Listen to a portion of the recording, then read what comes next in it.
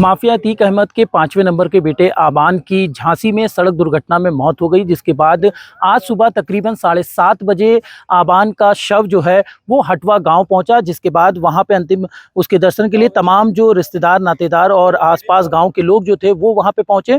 और उसके बाद ये आप देख सकते हैं, ये कसारी मसारी का माफिया अतीक अहमद का पैतृक जो कब्रिस्तान है वो यहाँ पर आपको दिखाई दे रहा होगा। यहाँ पर अतीक अहमद की कब्र भी बगल में है, उसके बगल में अतीक अहमद के भाई अशरफ की है, और उसके पीछे जो आप देख रहे हैं वो अतीक अहमद के पिता हाजी फिरोज अहमद की है।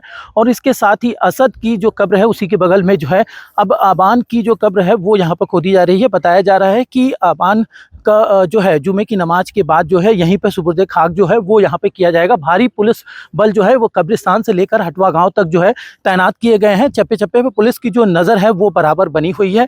ऐसे में बताया जा रहा है कि अतीक अहमद के जो दो बेटे हैं अली और उमर, ये दोनों जो है जेल में बंद है। अली जो है वो झांसी जेल में बंद है, तो उमर जो है लखनऊ जेल में बंद है।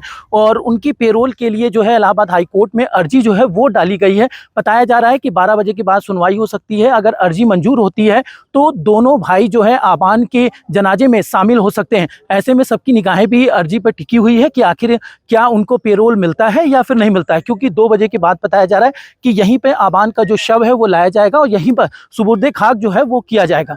माफिया अतीक अहमद के बेटे आबान का जो शव है वो हटवा गांव जो है वो पहुंच चुका है। और ऐसे में हम हटवा गांव में मौजूद हैं और आपको यहां की स्थिति जो है दिखाने की कोशिश करेंगे।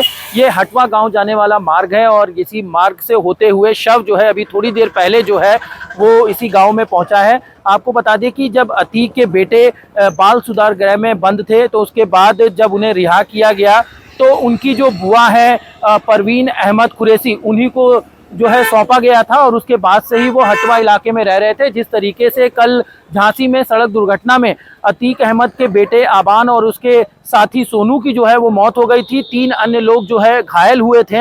अब उसके बाद यहाँ पर शव जो है वो पहुंचा है। बताया जा रहा है कि आज जुम्मे की नमाज अदा करने के बाद जो है कसारी मसारी यानी कि पैतृक जो कब्रिस्तान है अतीक अहमद का, वहाँ पर जो है सुपुर्द खाक किया जाएगा, यानी कि दफनाया जाएगा। ऐसे में जो कब्र है वो भी कसारी मसारी में जो है खोदी गई है, क्योंकि वो कसारी मसारी का जो कब्र जो है वो वही कब्र है जहां पर अतीक के पिता हाजी फिरोज अहमद को दफनाया गया था। उसके बाद अतीक अहमद और उसके भाई अशरफ को, और इसके साथ ही झांसी एनकाउंटर में मारा गया अतीक का 3रे नंबर का बेटा असद को भी वहीं पर दफनाया गया था। उसी के जस्ट बगल में जो है कब्र अब आबान की जो है खोदी गई है। और यहाँ पर जो है पुलिस की जो तैयारियां हैं वो कड़ी कर दी गई है। निगरानियां यहाँ पे की जा रही हैं। कब्रिस्तान के पास भी जो है पुलिस का जो कड़ा पहरा है वो यहाँ पर है।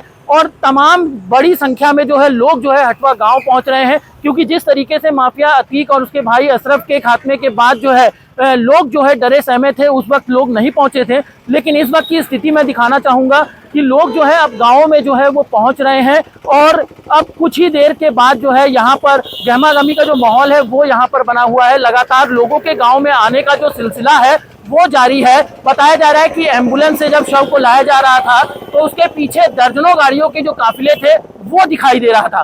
प्रयागराज से विनय सिंह रघुवंशी, टाइम्स नाउ नवभारत।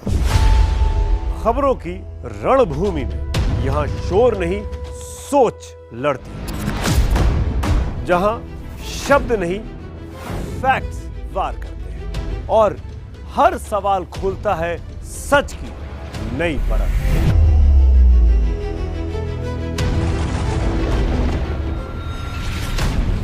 चक्रव्यूह आपके अपने सुमित अवस्थी के साथ सोमवार से शुक्रवार शाम 6:57 पर टाइम्स नाउ नवभारत पर।